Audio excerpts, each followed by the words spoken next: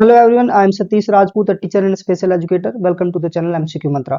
आज हम वीडियो में सोशल साइंस पेडागोजी के MCQ क्वेश्चंस को कवर करेंगे। आप लोगों के पास दो पेडागोजी आप लोगों से पूछी जाएगी, तो ये सोशल साइंस के लिए, अदर सब्जेक्ट के लिए भी हम लोग MCQ जो है प्रैक्टिस के लिए जरूर आपके लिए लेके आएंगे।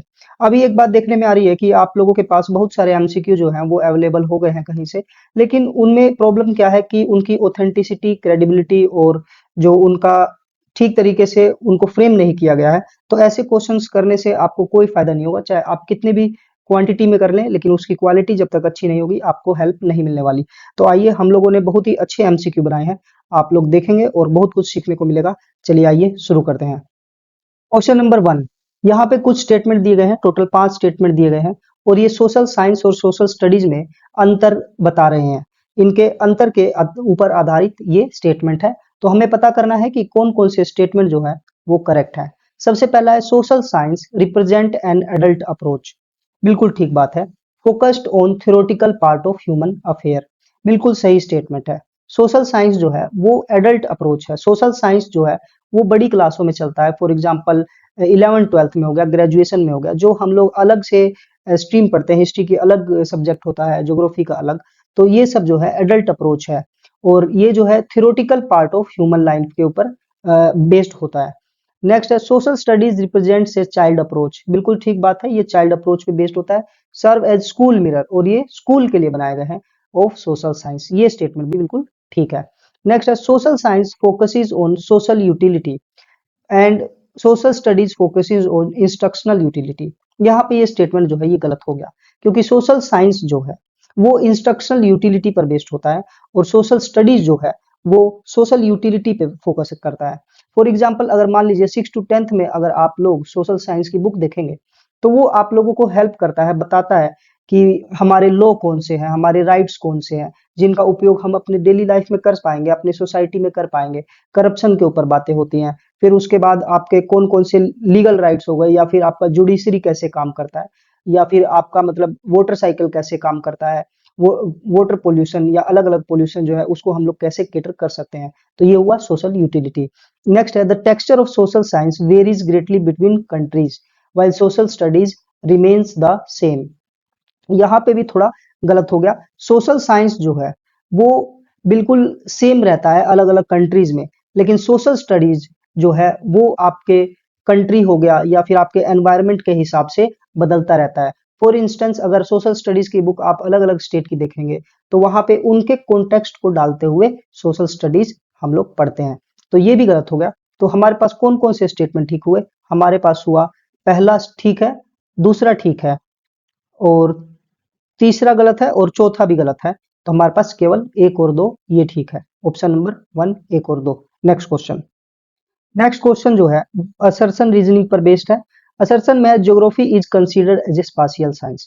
बिल्कुल ठीक बात है। ये जो है स्पेस के बारे में हमें जानकारी देता है। फॉर एग्जाम्पल ग्लोब हो गए या फिर मैप हो गया, इससे हम लोग स्पेस के बारे में जानते हैं। स्पेस का मतलब हुआ स्थान, एक अपने अपने रिस्पेक्ट में दूसरे ऑब्जेक्ट की क्या डिस्टेंस है, कहाँ पर है, ये सब जो हुआ ये स्पेशियल साइंस हुआ। नेक्स्ट है रीजनिंग, कहता है in it investigate what, where and why phenomena as they are distributed over earth surface. यहाँ पे वोट, वेयर एंड वाई जो है ये पास्ट के रेफरेंस में होता तो ये हिस्ट्री की बात कर रहा होता, लेकिन यहाँ पर अर्थ सरफेस के रेफरेंस में बात कर रहा है तो ये ज्योग्राफी की बात है। तो यहाँ पे असर्शन भी ठीक है और रीजनिंग भी ठीक है। और ध्यान से आप लोग देखेंगे तो ये असर्शन जो है, रीजनिंग जो है वो असर्शन का ही आंसर है। तो हमारा उत्तर हो जाएगा both A R true and R is correct explanation of A. ये ठीक है, यहाँ पे ये मिस प्रिंट है, ये इसका पार्ट नहीं है। Next question. नेक्स्ट क्वेश्चन है which of the following principle should be prioritised while constructing a history curriculum at the school level. School level पर इतिहास का जो पाठ्यक्रम है उसका निर्माण करते वक्त किन सिद्धांतों को प्राथमिकता देनी चाहिए? It should be based on aims and objective of teaching history. बिल्कुल ठीक बात है। It should provide a totality of experience of man's evolution on earth. ये भी बिल्कुल ठीक बात है। It must focus primarily on the memorisation of dates and dynasties. ये जो है नेगेटिव पार्ट हो गया, क्योंकि हमारे एजुकेशन का मतलब ये नहीं कि हम बच्चों को बस चीजें याद करवाते रहें डेट और डायनेस्टी के बारे में। It should be learner centred suited to age and ability of the pupils. ये भी बिल्कुल ठीक बात है। तो हमारा तीसरा नंबर गलत हो गया। तो आंसर क्या होगा? 1, 2 and 4। Option number B 1, 2 and 4। Next question है, according to NCF 2005 the term political science is preferred over civics. यानी कि जो एनसीएफ 2005 है वो सिविक्स की जगह पे पॉलिटिकल साइंस वर्ड को यूज करने का तवज्जो देता है, और ऐसा क्यों, यही पता करना है। पहला है, civics was associated with the colonial legacy of obedience and loyalty. यहाँ कॉलोनियल लिगेसी का मतलब हुआ ब्रिटिश कॉलोनियल पीरियड, यानी कि जब ब्रिटिशर्स का टाइम था उसी समय की बात हो रही है। यानी कि ब्रिटिशर्स ने एक सिविक्स नाम का सब्जेक्ट बनाया जिसका ऑब्जेक्टिव था नागरिकों के बीच में ओबीडियंस और लॉयल्टी की भावना को उत्पन्न करना। यानी ब्रिटिशर्स जो भी कानून बनाए उसके प्रति आज्ञाकारी होना चाहिए नागरिकों को, और लॉयल हो रहना चाहिए। तो बिल्कुल ठीक बात है, उन्होंने इसी ऑब्जेक्टिव से सिविक्स को बनाया था। फिर है, political science focuses on producing interrogative deliberative and transformative citizens. यानी पॉलिटिकल साइंस जो वर्ड है वो ऐसे नागरिक तैयार करने पर बल देता है जो पर्सन करे, जो विचार विमर्श करें और परिवर्तनकारी उनके अंदर भावना हो। तो बिल्कुल पॉलिटिकल साइंस का जो ऑब्जेक्टिव है वो यही है, इसीलिए हम लोग सिविक्स का यूज ना करके पॉलिटिकल साइंस वर्ड का यूज करते हैं। नेक्स्ट है, political science is more advance university level term than civics. ये कुछ भी ऐसा नहीं है, ये गलत टर्म है। तो हमारा सही उत्तर क्या हो जाएगा, both A and B. Very important, ये अगर सोशल साइंस पेडागोजी आप पढ़ते हैं तो ये आपको बिल्कुल पता होना चाहिए। नेक्स्ट क्वेश्चन है, ज्योग्राफी टीचर जो है वो आइलैंड टॉपिक है उसको पढ़ाता है, और वो एग्जाम्पल के रूप में बच्चों से जो है उनके आसपास जो सराउंडिंग है उसमें लोकल वाटर बॉडीज का एग्जाम्पल उनसे पूछता है या फिर बताता है। Which maxim of teaching geography is being applied here. Geography का कौन सा सिद्धांत जो है यहाँ पर लागू किया जा रहा है। Proceed from abstract to concrete. तो यहाँ पे उसने कोई भी कॉन्क्रीट या फिर एब्स्ट्रैक्ट, कॉन्क्रीट का मतलब हुआ कि उनको साक्षात चीजें दिखाना या फिर छूने के लिए एक्सपीरियंस देना, तो ऐसा तो कुछ भी नहीं हुआ। Proceed from unknown to known, यहाँ पे अननोन टू नोन नहीं हुआ है, ये भी गलत है। नेक्स्ट है, proceed from near to far. ये बिल्कुल सही, यहाँ पे मैक्सिम जो है वो यूज किया गया है, नियर टू फार। यानी कि अपने आसपास की वाटर बॉडीज का पहले उन्होंने पता लगाया, उसके बाद फिर आइलैंड से रिलेटेड कॉन्सेप्ट को उन्होंने सीखा। ये जटिल से सरल भी नहीं है। नेक्स्ट क्वेश्चन है, which of the following is characteristics of project method in social science pedagogy. Social science pedagogy में जो प्रोजेक्ट मेथड है वो किस लिए यूज किया जाता है, उनकी कैरेक्टरिस्टिक्स क्या है। It is based on psychological laws of readiness, exercise और इफेक्ट। बिल्कुल ठीक बात है, बच्चों को जब प्रोजेक्ट मेथड में लगाया जाता है तो वो रेडी रहते हैं, वो उसकी प्रैक्टिस एक्सरसाइज करते हैं, और उसके बाद खुद का इवेल्युएशन भी करते हैं कि हमने कैसा किया, तो उनको इफेक्ट जो है वो पता लगता है, अच्छा है या फिर बुरा है।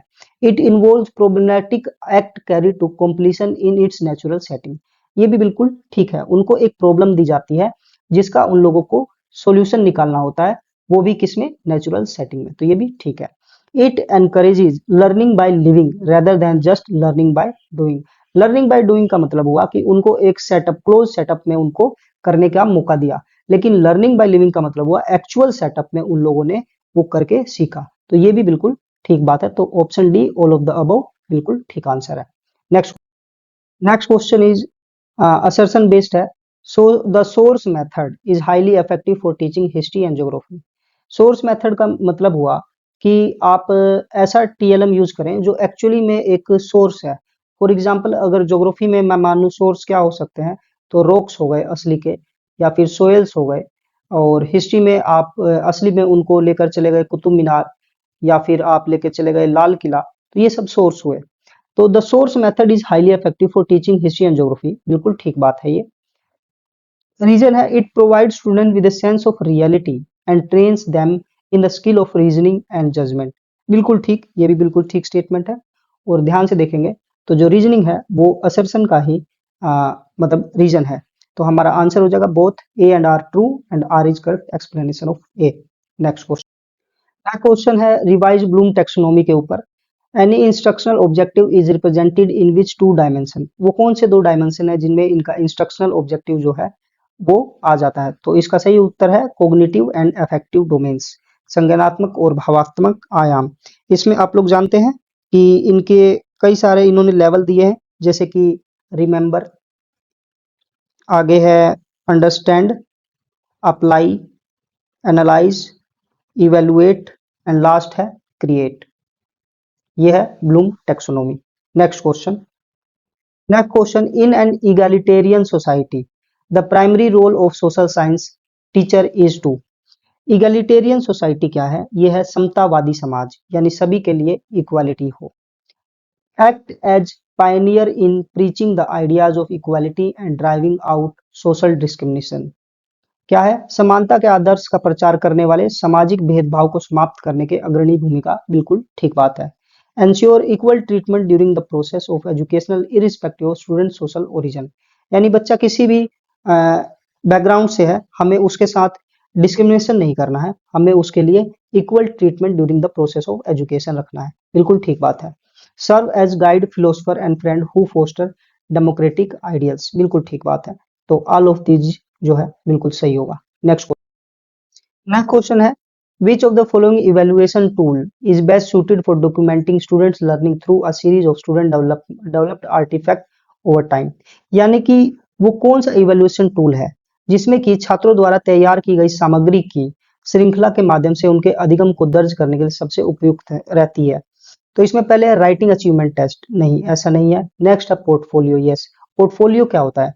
पोर्टफोलियो में हम लोग बच्चे के द्वारा जितनी भी अचीवमेंट उसने प्राप्त की है, पॉजिटिव या फिर नेगेटिव, जितनी भी अचीवमेंट है उसको हम लोग पोर्टफोलियो में दर्शाते हैं या फिर एकत्रित कर लेते हैं, और लास्ट में फिर असेसमेंट के माध्यम से पता करते हैं कि इसने साल भर में कैसा अचीव किया। यही है portfolio. Next question number 14 assertion और रीजनिंग पे है। Inductive thinking is considered a psychological method of teaching. बिल्कुल ठीक बात है। इंडक्टिव जो है ये मेथड जो है साइकोलॉजिकल मेथड है। बच्चों को पढ़ाने के लिए जो प्रीफर किया जाता है, इंडक्टिव मेथड को प्रीफर किया जाता है, ना कि डिडक्टिव को। In this process the learner proceeds from general formulas to specific concrete facts. ये यहाँ पे उल्टा लिखा हुआ है, आप लोग समझिए कि इंडक्टिव मेथड में पहले हम बच्चों को एग्जाम्पल्स देते हैं। स्पेसिफिक एग्जाम्पल, स्पेसिफिक का मतलब हुआ कोई स्पेसिफिक इंफॉर्मेशन उनको दी जाती है जो कि उनको पहले से पता है या उनसे रिलेटेड है। फिर उन्हीं एग्जाम्पल्स के माध्यम से हम लोग किसी जनरल फॉर्मूला की तरफ बढ़ते हैं, कोई जनरल फॉर्मूला हम लोग डिराइव कर पाते हैं। तो ये तरीका है इंडक्टिव मेथड का, जिसमें हम लोग पहले एग्जाम्पल देखते हैं, स्पेसिफिक एग्जाम्पल्स, उसके बाद एक जनरल फॉर्मूला हम लोग बना लेते हैं। तो यहाँ पे स्पेसिफिक टू जनरल होगा। तो हमारा पहला वाला जो असर्शन है वो बिल्कुल ठीक है, और रीजनिंग जो है वो गलत है। तो हमारा ऑप्शन कौन सा हो जाएगा? A is true but R is false. Next question, teacher ask students to distinguish between characteristics feature of various Germanic tribe. यानी जर्मनी की कोई ट्राइब है, उसके कैरेक्टरिस्टिक्स में हमें डिस्टिंग्विश करना है, यानी कि अंतर बताना है। तो ये करने के लिए according to revised Bloom taxonomy this objective target, ये कौन से ऑब्जेक्टिव को टारगेट करता है? तो अगर आप लोगों को कैरेक्टरिस्टिक दिए हुए हैं ए और बी, दो अलग अलग चीजों के, तो आप लोगों को डिस्टिंग्विश करने के लिए कौन सा आपको इसमें से स्किल की जरूरत पड़ेगी? Remembering factual knowledge? जी बिल्कुल नहीं, ये तो सबसे सिंपल वाला हुआ। इसमें आप लोगों को कोई भी इंफॉर्मेशन याद करने की जरूरत होती है। Understanding conceptual knowledge? जी बिल्कुल ठीक है, ये वाला ऑप्शन जो है बिल्कुल ठीक है इसके लिए। और एनालाइज कॉन्सेप्चुअल नॉलेज, इसके लिए हमें एनालिसिस करना होगा, लेकिन यहाँ हमें क्या करना है? डिस्टिंग्विश। और जो इवेल्युएशन है ये लास्ट प्रोसेस होता है जब हम लोग कोई काम कर लेते हैं। तो इसका सही आंसर होगा understanding conceptual knowledge. Next question है, which of the following is not a primary objective teaching social science at upper primary stage according to NCF 2005। पहला है पृथ्वी को मानव जाति के निवास स्थान के रूप में समझ विकसित करना। यस बिल्कुल ठीक है। Initiating learners into a study of their own region and country in a global context, ये भी एनसीएफ ने स्पेसिफाई किया हुआ है अपर प्राइमरी स्टेज में। नेक्स्ट है फोकसिंग प्राइमरली, प्राइमरली जो है ये एक नेगेटिव एस्पेक्ट होता है ऑन मेमोराइजेशन, मेमोराइजेशन नहीं कराना, historical dates and fact pass examination, examination को पास करने के लिए हमें रटवाना नहीं है, ये हमारा ऑब्जेक्टिव नहीं हो सकता है सोशल साइंस अपर प्राइमरी में पढ़ाने के लिए। तो कौन सा गलत है? ऑप्शन नंबर सी जो है हमारा ये एक ऑब्जेक्टिव नहीं है। लास्ट देख लेते हैं, introducing the learner to functioning of social science and political institutions, बिल्कुल ठीक बात है। आइए नेक्स्ट क्वेश्चन। नेक्स्ट क्वेश्चन है, when a teacher uses concept mapping they are helping student to. अब ये कॉन्सेप्ट मैपिंग क्या होता है, इसका एक एग्जांपल से समझते हैं। कि मान लीजिए हमने डिसेबिलिटी के क्षेत्र में टेराटोजन्स सीख लिए, टेराटोजन्स को हमने पढ़ा। अब टेराटोजन्स को समझने के लिए मैं एक टाइप का डायग्राम बनाऊंगा।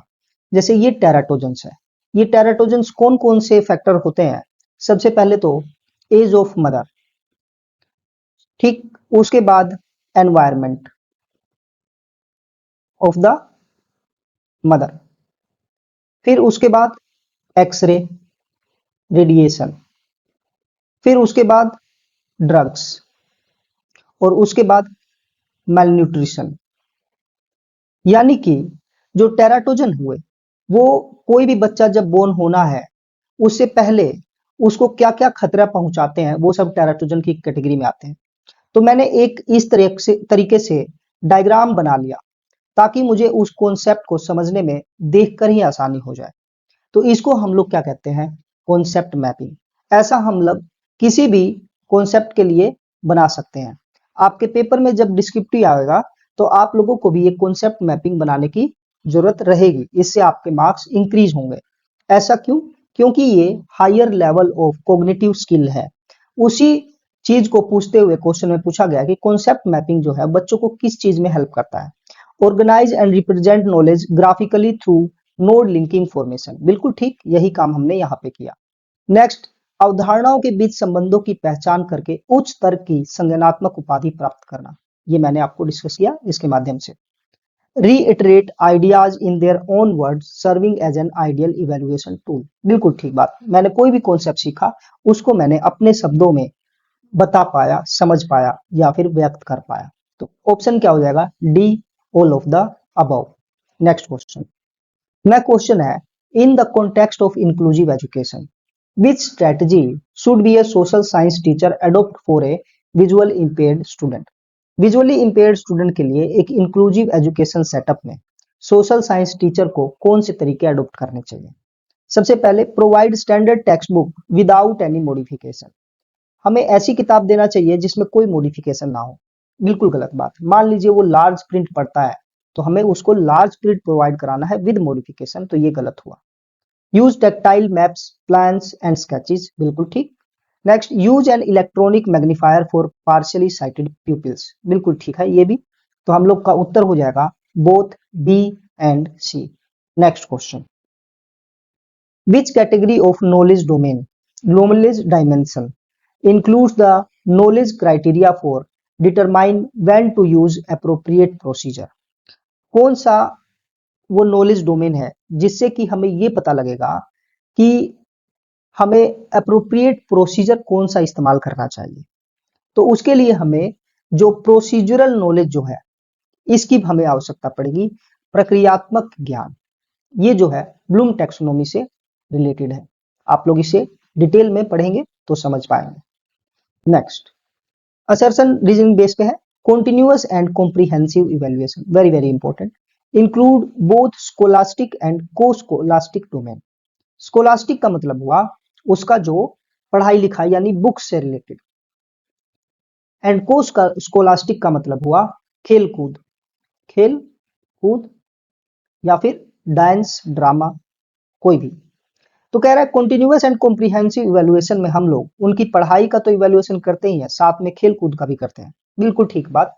कॉन्टिन्यूअस का मतलब हुआ लगातार, कॉम्प्रिहेंसिव का मतलब हुआ संपूर्ण, यानी कि उसके जितने भी एस्पेक्ट है, मोरल इवेल्युएशन करेंगे, कोग्निटिव इवेल्युएशन करेंगे, फिजिकल इवेल्युएशन करेंगे, उसके इंटरेस्ट का इवेल्युएशन करेंगे। सिर्फ एक एस्पेक्ट का इवेल्युएशन नहीं होता है। कॉन्टिन्यूअस एंड कॉम्प्रिहेंसिव इवेल्युएशन में उसके सभी एस्पेक्ट का इवेल्युएशन होगा और निरंतर होगा। किस माध्यम से होगा? ये होगा हम लोग का फॉर्मेटिव असेसमेंट और समेटिव असेसमेंट के तरीके से। रीजनिंग कहता है scholastic assessment only focuses on students ability to recall factual information, यानी कि शैक्षणिक मूल्यांकन केवल पाठ्य पुस्तकों के तथ्यों को याद करने की विद्यार्थियों की क्षमता पर ही केंद्रित। ऐसा बिल्कुल भी नहीं है। जब हम बच्चों को पढ़ाते हैं तो हम लोग ये ऑब्जेक्टिव नहीं रखते हैं कि बच्चा कितना ज्यादा रिमेंबर कर सके, वो एनालाइज कर सके, अप्लाई कर सके, क्रिएट कर सके, ये सब भी स्कोलास्टिक के अंदर आता है। तो हम लोग का आर जो है ये फॉल्स हो गया और ए बिल्कुल ठीक है। तो ऑप्शन नंबर बी हो जाएगा। A is true but R is false. Next question. A teacher wants to teach concept unity in diversity in India. Which pedagogical approach is most consistent with a constructive framework? एक शिक्षक भारत में विविधता में एकता की अवधारणा को पढ़ाना चाहता है। निम्नलिखित में से कौन सा शिक्षण दृष्टिकोण रचनावादी ढांचे से सबसे अधिक अनुकूल है? पहला क्या है? भारत में पाए जाने विभिन्न धर्मों और भाषाओं पर विद्यार्थी को व्याख्यान देना। व्याख्या देने से यूनिटी इन डाइवर्सिटी का कॉन्सेप्ट आ जाए बच्चों को, ऐसा बिल्कुल भी नहीं है। लेक्चर मेथड जो है ये बड़ी क्लास में चलता है, फॉर एग्जाम्पल ग्रेजुएशन में काम आ सकता है, लेकिन जो बच्चों के लिए स्कूल में लेक्चर मेथड उतना काम नहीं आता। ये टीचर सेंट्रिक रहता है, टीचर सेंट्रिक, ना कि स्टूडेंट सेंट्रिक, लर्नर सेंट्रिक नहीं होता है। इसमें बच्चे जो है पैसिव तरीके से बस सुनते हैं। नेक्स्ट है showing pictures of different cultural festivals and asking student to identify common threads of unity. ये बिल्कुल ठीक लग रहा है अभी तक तो। दो ऑप्शन में देखकर देख लेते हैं, इससे और स्ट्रॉन्ग कोई ऑप्शन तो नहीं है। आस्किंग स्टूडेंट टू मेमोराइज, यहाँ पे ये नेगेटिव आ गया, the list of national leaders and their birth places. Next, providing the pre written essay for students to copy into their notebooks, यानी पहले से हम लोग एक प्री रिटन ऐसे लिख के लाएंगे उसके ऊपर और उनको नोटबुक में लिखने के लिए बोलेंगे। ये भी जो है पैसिव तरीका है पढ़ाने का। तो हम लोग का सबसे बेस्ट आंसर है showing pictures of different cultures festival and asking student to identify common threads of unity. अगर आप लोग देखेंगे तीनों ऑप्शन में ओड वन आउट से भी आप कर सकते हैं। ए में भी बच्चा पैसिव है, बी वाले तरीके में भी पैसिव ही है, और सी में भी बच्चा पैसिव है। Next, which dimension of the revised Bloom taxonomy is a teacher addressing when they asked student to distinguish between the nature of Germanic tribes and Hun? कह रहा है कि जब शिक्षक विद्यार्थियों में जर्मनी के जनजातियों और हुण की प्रकृति के बीच अंतर बताने के लिए कहते हैं, तो ये ब्लूम टैक्सोनॉमी के किस आयाम को संबंधित करता है? तो इसका आंसर हो जाएगा हम लोग का एनालाइज कॉन्सेप्चुअल नॉलेज। एनालिसिस में चला जाता है जब इस टाइप का क्वेश्चन हम लोग पूछ रहे हैं। Next, while organizing a geography curriculum, why is it recommended to use geographical terminology based on home geography? हम जब भूगोल का पाठ्यक्रम पढ़ाते हैं तो हमें क्यों बच्चों के घर पर यूज होने वाली टर्मिनोलॉजी को रिकमेंड करना चाहिए? ऑप्शन है to help students memorise vocabulary faster, ऐसा बिल्कुल भी नहीं। To provide vocabulary from the child surrounding to clarify concept, ये थोड़ा अच्छा लग रहा है, पॉजिटिव लग रहा है। टू मैच इंटरनेशनल स्टैंडर्ड, नहीं। टू मिनिमाइज प्रैक्टिकल वर्क, इसका कोई रिलेशन नहीं है। तो हमारा उत्तर हो जाएगा विद्यार्थियों के आसपास के उदाहरणों से अवधारणाएं स्पष्ट कराना। और जो ज्योग्राफी का ऑब्जेक्टिव क्लैरिफाई किया गया है एनसीएफ के द्वारा, उसमें भी ये एक ऑब्जेक्टिव है कि बच्चे की जो घर की टर्मिनोलॉजी है या घर पे जो उसका ज्ञान है, उस ज्ञान को हमें बाहरी ज्ञान से, किताबी ज्ञान से जोड़ना है। That is option B is actually correct. Next question, pedagogical analysis of a social science content involves in which of the following steps? सामाजिक विज्ञान की विषय वस्तु पेडागोजिकल एनालिसिस निम्नलिखित में से किस चरणों को शामिल करता है? Dividing the concept into suitable units and सब यूनिट्स, बिल्कुल ठीक बात है। हमें कोई भी कंटेंट है उसको यूनिट्स या फिर सब यूनिट्स में तोड़ लेना है। फॉर्मुलेटिंग इंस्ट्रक्शनल ऑब्जेक्टिव इन बिहेवियरल टर्म्स, बिल्कुल ठीक, व्यवहारिक शब्दों में शिक्षण उद्देश्यों को निर्माण करना। नेक्स्ट है तीसरा, selecting appropriate teaching learning strategy and aids, बिल्कुल ठीक। Preparing an achievement test based on taxonomical table, तो ये भी है कि हम लोगों को जो अचीवमेंट टेस्ट बनाना है ब्लूम टैक्सोनॉमी का जो टेबल है उसके आधार पर बनाना है। आप लोग एग्जाम में क्वेश्चन देखते होंगे पहले भी कि सबसे पहले आप लोगों को कुछ क्वेश्चन होता है कि रिमेंबर के ऊपर रहता है, याद करने के ऊपर। फिर कुछ क्वेश्चन होते हैं एनालिसिस के ऊपर होते हैं। फिर आप लोगों को प्रोजेक्ट वर्ड आता है, वो क्रिएट के ऊपर रहता है। तो ये लेवल ऐसे बढ़ते जाते हैं। टोटल 6 लेवल ब्लूम टैक्सोनॉमी ने दिए हैं। स्टार्टिंग में थोड़े इजी होते हैं, फिर टफ टफ टफ, लास्ट में सबसे टफ पे चला जाता है। वो कोग्निटिव लेवल के आधार पर है। तो इसमें सभी ऑप्शन हमारे ठीक है। तो ऑप्शन नंबर सी 1, 2, 3 एंड 4 बिल्कुल ठीक होगा। नेक्स्ट क्वेश्चन, है assertion the nature of history is dynamic and involves an unending dialogue between the past and the present, बिल्कुल ठीक बात। हिस्ट्री का जो नेचर है वो डायनेमिक है। ऐसा नहीं है कि पास्ट के बारे में हिस्ट्री सिर्फ बीते हुए समय के बारे में बात करना है, नहीं, हिस्ट्री चेंज होता रहता है। और हिस्ट्री जो है, जैसे कंटेम्परेरी हिस्ट्री आप पढ़ते हैं, समकालीन इतिहास, आज के टाइम पे समकालीन इतिहास कुछ और, 10 साल बाद समकालीन इतिहास कुछ और हो जाएगा, इसलिए ये डायनेमिक है, गतिशील है। Next, views on history change as a new discovery are made that cast doubt on previous knowledge. जैसे जैसे हमारे पास नई डिस्कवरी आती जाती है, वैसे वैसे हम लोग पुरानी जो भी डिस्कवरी है उनके ऊपर डाउट करते हैं और फिर उसको चेंज भी कर लेते हैं। फॉर एग्जाम्पल अगर बताएं तो पहले हम लोगों की मान्यता थी कि जो अर्थ है वो चपटा है, लेकिन जैसे जैसे डिस्कवरी हुआ उसके बाद हमें पता लग गया कि अर्थ जो है चपटा नहीं है, वो एक स्फीयर की तरह गोल है। ये भी हिस्ट्री का पार्ट है, साइंस का भी पार्ट है, लेकिन ये हिस्ट्री में भी हम लोग पढ़ते हैं। तो हम लोग का जो असर्शन है वो बिल्कुल ठीक है, रीजनिंग भी ठीक है, और असर्शन का जो रीजन है वो आर है। तो हम लोग का ऑप्शन क्या हो जाएगा? Both A R true and R is correct explanation of A. Next, which of the following is considered a secondary source of history? Secondary source of history क्या होता है? द्वितीयक स्रोत। हिस्ट्री में तीन सोर्स होते हैं, प्राइमरी, सेकेंडरी और टर्शियरी। प्राइमरी हो गया, जैसे मान लीजिए लाल किला, या उस समय पे खुद से किसी ने बुक लिख दी है अपने हाथों से, जैसे कि आप मान सकते हैं प्लिनी की किताब है अपने हाथों से लिखी हुई, तो वो प्राइमरी सोर्स आ गया। सेकेंडरी सोर्स हो गया, किसी ने अध्ययन करके उसके बाद फिर उसको लिखा, तो वो हुआ सेकेंडरी। तो यहाँ पे कौन सा जो है सेकेंडरी सोर्स है? मिनट्स ऑफ पार्लियामेंट्री प्रोसीडिंग्स, अब पार्लियामेंट में जो प्रोसीडिंग हुआ वो तो प्राइमरी सोर्स हुआ direct. An autobiography written by witness to an event, autobiography जो होती है वो भी प्राइमरी सोर्स हुआ क्योंकि उसने खुद ही लिखा। A standard historical textbook written by a modern historian about the medieval period।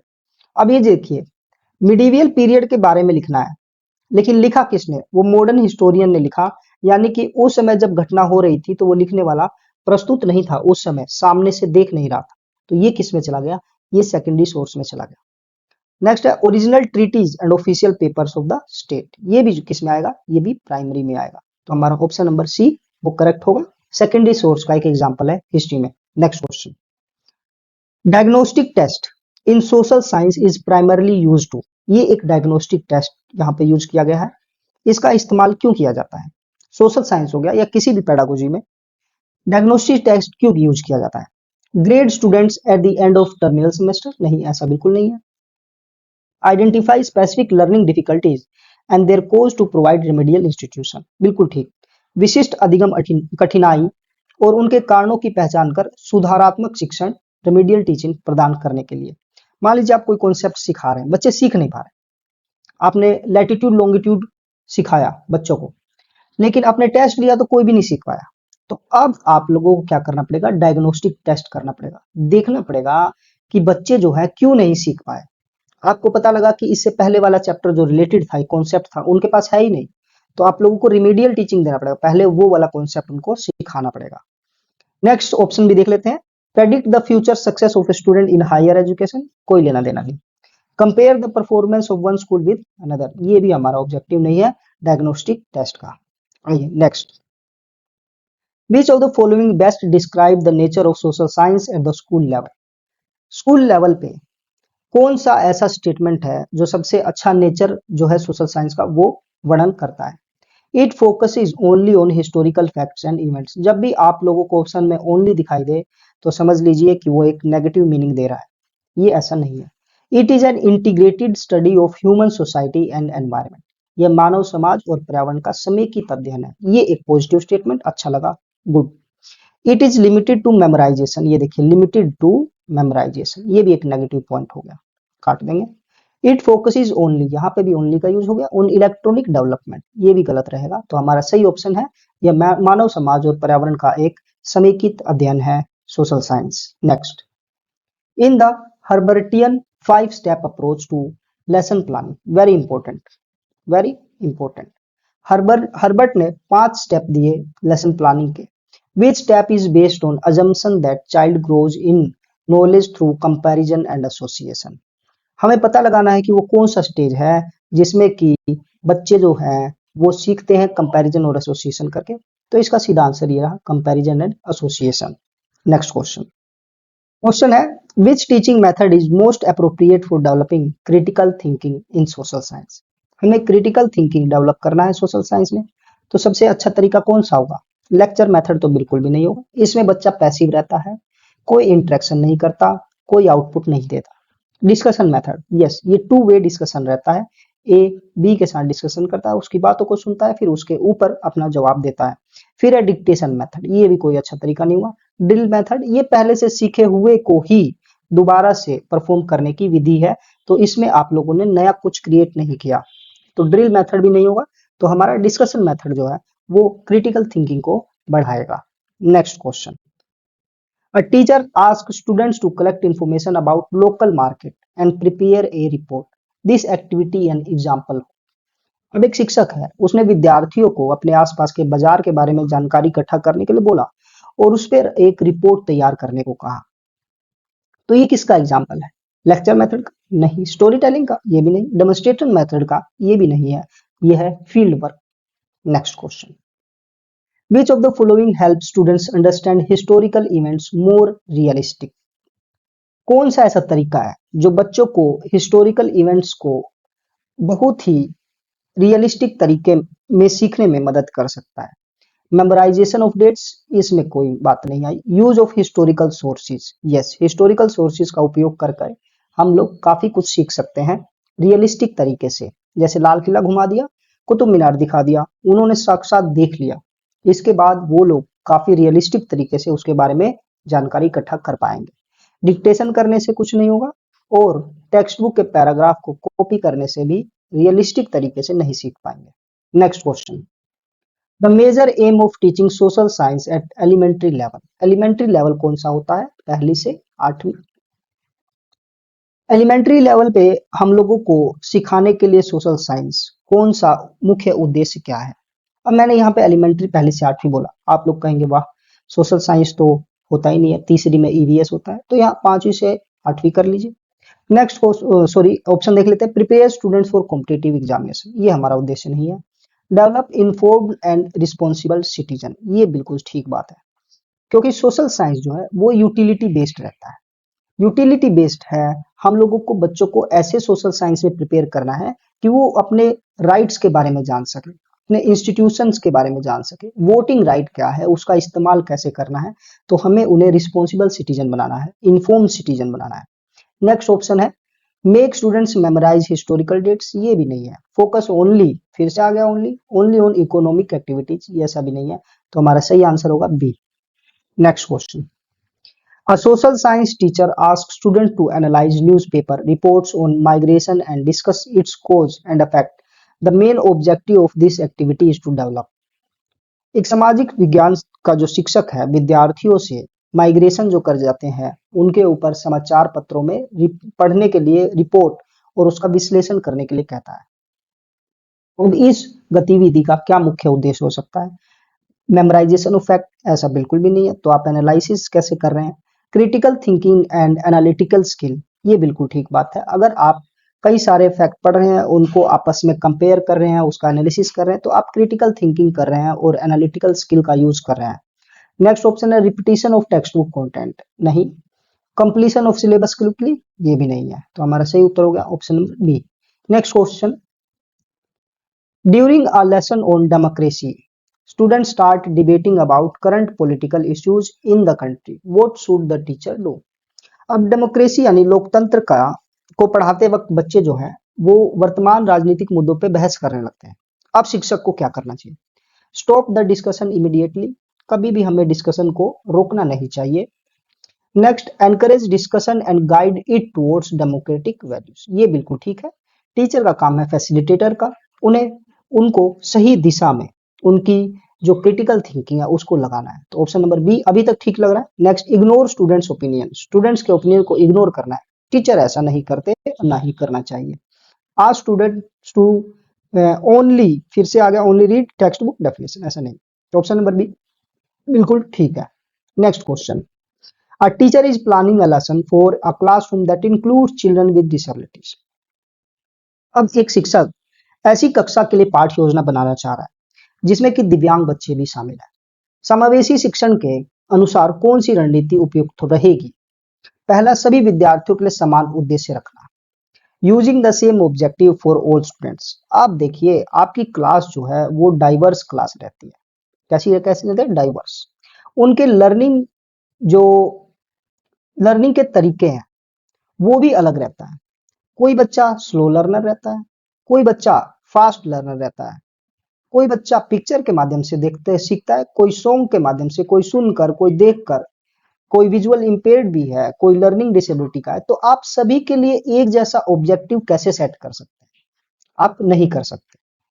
ये तो वही बात हो गई कि मान लीजिए यहाँ पर एक विंडो है। अब इस विंडो में इतनी हाइट के बच्चे खड़े हैं, ऐसे, ऐसे और ऐसे।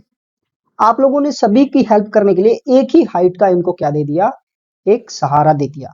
तो अब ये बच्चे खड़े होंगे तो एक ही बच्चे को दिखाई देगा, कुछ ऊपर निकल जाएंगे, कुछ नीचे ही रह जाएंगे। तो ये जो हुआ ये एक नेगेटिव तरीका हुआ। आप लोगों को देखने में तो ये पॉजिटिव लग सकता है, using the same objective for all learners, लेकिन नहीं, ये गलत है। Delivering the entire content in one block, ये भी गलत हुआ। Formulating objective keeping in mind diverse learner need, ये बिल्कुल ठीक है। आपकी क्लास में जो है डाइवर्स लर्नर है और हर एक को आप लोगों को कंसीडर करते हुए उनके हिसाब से अपना आप लोगों को लर्निंग ऑब्जेक्टिव रखना पड़ेगा।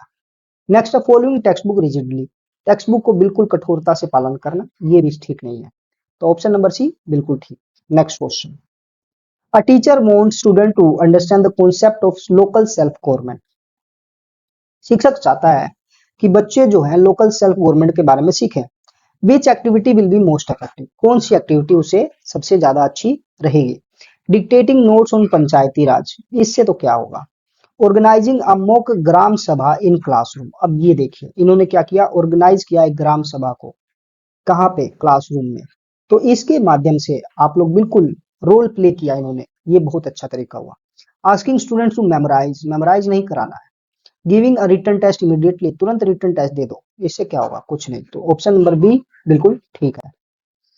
While teaching chapter on natural resources, the teacher takes students outside the classroom to observe nearby water sources and land use pattern.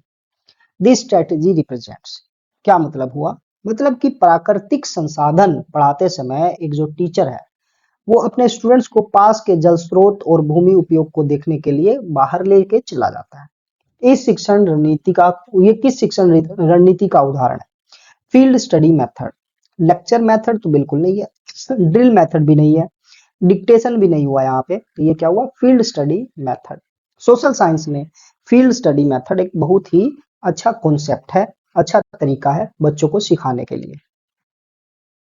Student from marginalised community, marginalised मतलब कि जो पीछे छूट जाते हैं, हाशिए पे रह जाते हैं, SC ST या फिर EB, इकोनॉमिकल वीकर सेक्शन के बच्चे। Feels hesitant to participate in classroom discussion, अब ऐसे बच्चे जो हैं वो घबराते हैं पार्टिसिपेट करने में क्लासरूम डिस्कशन के। अब सोशल साइंस टीचर को क्या करना चाहिए? ऐसे बच्चों को इग्नोर कर देना चाहिए? नहीं। Encourage inclusive participation and create a safe environment, ये थोड़ा पॉजिटिव लगा। Ask the student to remain silent, उनको चुप रहने के लिए बोले। विद्यार्थी को अतिरिक्त गृह कार्य दें, सॉरी। तो ये हम लोग के ऑप्शन गलत हो गए, ऑप्शन नंबर बी बिल्कुल ठीक है। Next question, teacher uses timelines, historical maps and photographs while teaching a history lesson.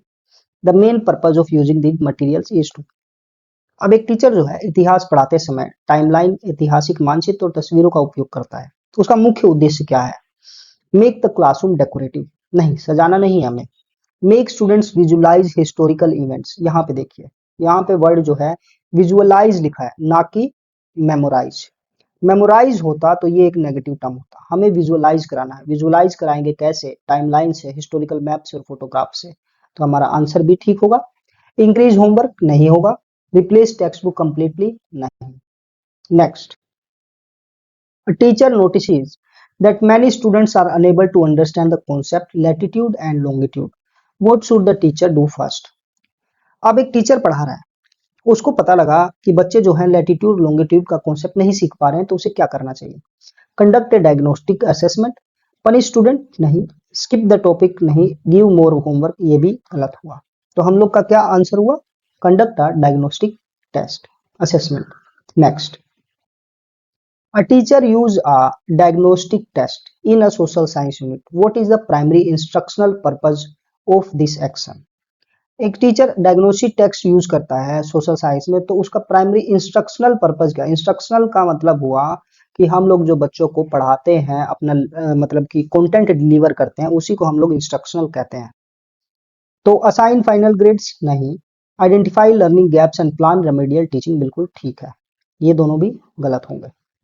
Next question, in the knowledge domain dimension of revised Bloom taxonomy, strategic knowledge and self knowledge are subcategories of Bloom taxonomy में जो knowledge dimension है उसमें ये जो term use किए गए हैं वो किसकी कैटेगरी है? फैक्चुअल नॉलेज की नहीं, कॉन्सेप्चुअल नॉलेज की नहीं, प्रोसीजर नॉलेज की भी नहीं है, ये मेटाकोग्निटिव नॉलेज है। मेटाकोग्निटिव का मतलब होता है नॉलेज अबाउट योर नॉलेज, यानी आप क्या सीख रहे हैं, कैसे सीख रहे हैं, उसके बारे में भी सीखना, खुद के बारे में सोचना मेटाकोग्निटिव नॉलेज होता है। आइए नेक्स्ट क्वेश्चन है, instructional objective are considered effective when, यानी शिक्षण उद्देश्य तभी कब प्रभावी होंगे बताइए? अगर हम लोग शिक्षार्थियों के अपेक्षित व्यवहार परिवर्तन के रूप में व्यक्त किए गए हों। बिल्कुल ठीक बात है। क्यों? क्योंकि लर्निंग की डेफिनेशन ही यही है, learning is change in behaviour. जैसा हम लोग अपेक्षित यानी डिजायर्ड बिहेवियर जो है उसमें चेंज लाना चाहते हैं, तो बिल्कुल ठीक बात है। Determined after the teaching learning process is over, यानी कहना चाहता है कि जब आपका टीचिंग लर्निंग प्रोसेस खत्म हो गया उसके बाद ऑब्जेक्टिव का निर्धारण कीजिए। इससे फायदा क्या होगा? पहले ही तो हमें ऑब्जेक्टिव निर्धारण करना होगा, तभी उसके अकॉर्डिंग हम लोग पढ़ा पाएंगे। नेक्स्ट है, वो स्पेसिफिक, नैरो और प्री डिटरमाइंड होना चाहिए। बिल्कुल ठीक बात, ये भी सही है। तो हम लोग का आंसर हो जाएगा first and third only. Next question, during the generalization step of Herbartian approach students are expected to. Generalization क्या होता है? आप लोगों ने जो पावलोव की थ्योरी भी पढ़ा होगा और स्किनर की भी थ्योरी पढ़ा होगा, उसमें आप लोगों ने जनरलाइजेशन देखा होगा। जनरलाइजेशन का मतलब हुआ, मान लीजिए मैंने कोई कॉन्सेप्ट पढ़ाया एक बच्चे को, कि मैंने पढ़ाया बच्चे ये जो है ये एप्पल है और ए फॉर एप्पल होता है, रेड कलर का होता है। अब उसने यहाँ पर क्लास में सीख लिया।